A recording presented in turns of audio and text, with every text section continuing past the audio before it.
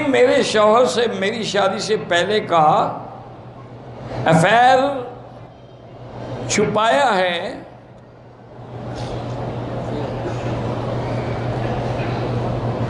پتہ نہیں کیا افیئر چھپایا، یعنی پہلے آپ کہیں اور عشق فرماتی تھیں اور خاوند کو نہیں بتایا، پھر نہ ہی بتانا ہے انشاءاللہ ورنہ طلاق لے کے گھر جاؤ۔ بہرحال اگر ایک لڑکی نے غلطی کی، اس سے گناہ ہوا، پھر اس کی شادی کسی دوسری جگہ ہو گئی، وہاں خوش توبہ کر لے بس، پھر مسئلے پوچھنے کی کیا ضرورت ہے؟ اب اس کی زندگی اچھی گزر رہی ہے، بلا وجہ یعنی باتیں کر کے اپنا گھر برباد کرنا چاہتی ہے، استغفار کرو، توبہ کرو اور بھول جاؤ، پھر گناہوں کا ذکر نہ کیا کرو۔ کہتے کہ میری شادی کو 5 سال ہو گئے ہیں، شادی کے 1 سال کے بعد شوہر نے کہا کہ میں نے یہ گناہ کیے تھے، اور اب تم بھی بتاؤ کہ شادی سے پہلے تم نے کیا کیا گناہ کیے۔ تو میں نے قسم کھائی کہ میں نے گناہ شادی سے پہلے نہیں کیا، لیکن اب وہ کہتا ہے کہ نہیں مجھے شک ہے، تو اب شک کا علاج تو کسی کے پاس نہیں ہے۔ اس کو کہو ٹھیک ہے تم مجھے طلاق دے دو، کوئی اور شادی کر لو جس نے کبھی گناہ نہ کیا ہو۔ جب تم خود گناہ گار ہو تو مجھ سے گناہوں کے بارے میں پوچھتے ہو؟ شرم نہیں آتی تمہیں؟ ایک دفعہ ایک عورت نے قرآن پہ ہاتھ رکھ لیا، بات ختم ہو گئی۔ بہرحال وظیفہ یہی ہے کہ آپ اللہ کے نام ہے یا لطیف و یا ودود پڑھ کے دم کیا کریں۔ کوئی شک وک نہیں ہوتا، یہ بہانے ہوتے ہیں، اس نے کوئی اور نظر لڑا رکھی ہوگی۔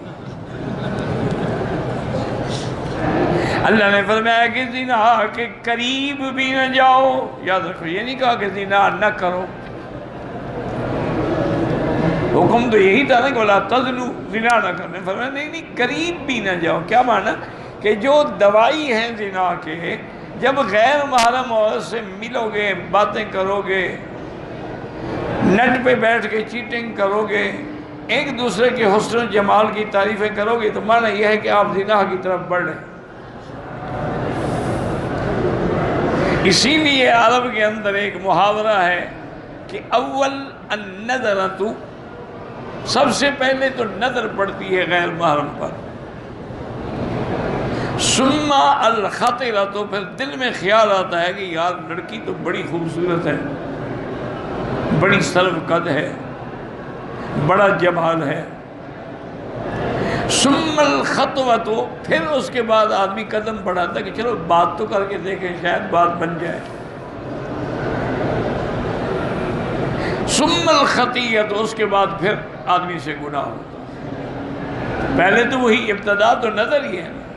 نظر، پھر دل میں خیال، پھر قدم بڑھانا، اور پھر گناہ میں واقع ہو جانا۔ اسی لیے حکم ہے کہ اگر عورت گھر میں اکیلے ہے اور کسی نے آگے دروازہ کھٹکھٹایا ہے تو اس کو سختی سے جواب دے، نرم بات نہ کرے،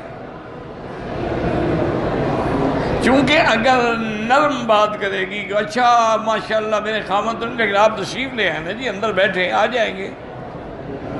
تو پھر تو گناہ کا رستہ کھل گیا، جھڑک دے کے بھی نہیں ہے بعد میں آئے۔ اسی طرح ٹیلی فون پر بھی اگر آپ نہیں جانتی ہیں کہ کون ہے تو آپ سختی سے بات کریں، نہ کہ نرمی سے بات کریں، کیونکہ یہ سب دوائی یہ زنا ہے۔ ملنا، ملانا، بوس، کنار، یہ ابتدا ہے نا زنا کی، انجام زنا ہے۔ اور اللہ کے قرآن میں ہے کہ انہو کان فاحشۃ، یہ زنا جو ہے یہ فاحشہ ہے اور بہت برا راستہ ہے، گناہ بھی ہے اور برا راستہ بھی، چونکہ محاورات عرب میں ہے کہ الزنا یخرج البنا، زنا